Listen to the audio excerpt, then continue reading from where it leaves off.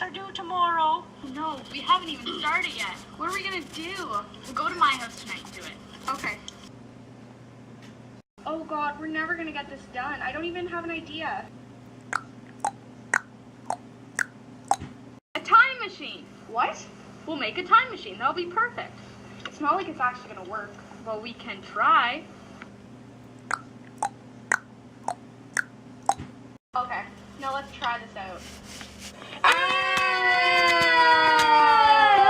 Who is that? Where are we?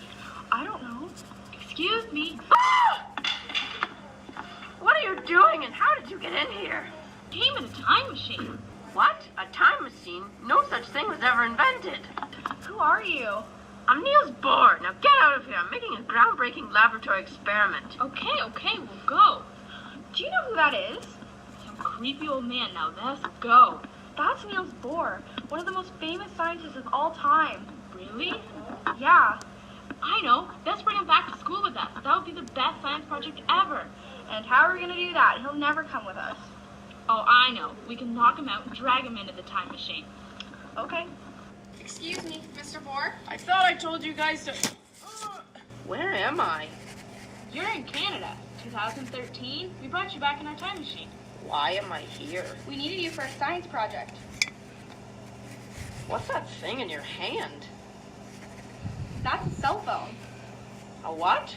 A cell phone. Oh, I've never seen one of those before.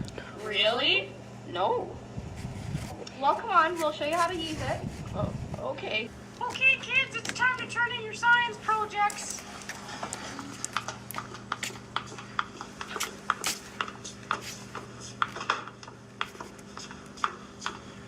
Okay, class. We did our project on Niels Bohr.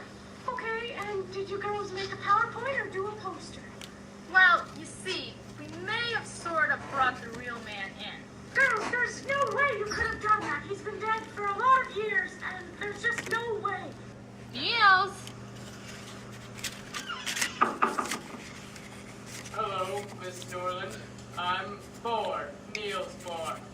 Oh, I've never seen a dead man look so good. Miss Norland! Sorry, just can't help it. You don't look so bad yourself, Miss Norland. Settle down, class, settle down. Now that the incredibly handsome Mr. Bohr is here, we can all just get started. Katie, Alicia, what's your project on? We're going to do an interview. We're going to interview Bohr so the class can find out a bit about him. So, when and where were you born, Bohr? I was born in Copenhagen, Denmark on October 7th, 1885. So, tell us a bit about your family. My father is Christian Bohr, the professor of physiology at Copenhagen University. My mother's name is Ellen Niadler. My younger brother is Harold. He's going to be a professor in mathematics. I grew up in a family filled with intelligent people. Now tell me about your early education. Well, I took my master's degree in physics in 1909 and my doctor's degree in 1911. So what exactly is your purpose in the science world? Whoa, well, where do I start? I've contributed to so many parts. Which ones would you like me to discuss with you? Tell us something that's going to interest the class. All right, well, I contributed to the quantum theory. I invented... Whoa! Wait a second. What's the quantum theory? Physical theory that certain properties occur only in discrete amounts. Okay, whatever. Go on. Well, my main creation is the Bohr model of the atom. I expanded on Rutherford's theory that had a few problems. I figured instead of using fossil fuels, the atomic model could create power, and for my invention, I was awarded the Nobel Prize in 1992. However, I didn't stop there. I then put forth the theory of the nucleus as a liquid drop and the idea of complementarity. All right. So, did you do anything else interesting in your lifetime that would interest the class? Well, after Hitler took power in Germany, I was concerned for my colleagues there. So I decided to offer a place for many Jewish scientists to live and work. After I was told from one of the women who received that German scientists were working on splitting the atom, I decided to travel to the States.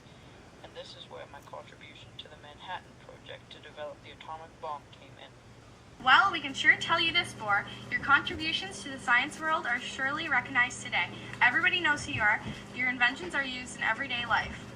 Well, thank you very much. I have worked very hard in my lifetime to accomplish what I have. Is there anything I should know about my life before I go? Yes, an element bohrium discovered in 1981 was named in honor of you, Bohr. Of course. I love my life, I love my work, I love my family. I love spending time with my friends and doing my work. I certainly have a lot of time for fun in my life. Oh, well, that's great. I'm very proud of that. Oh, well, I've been recently looking for a woman in my life.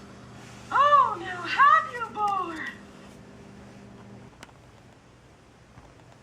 Well, thank you very much for having me here and sharing my life story with the class. It was very much appreciated. Miss Norland, would you like to come back with me to my home?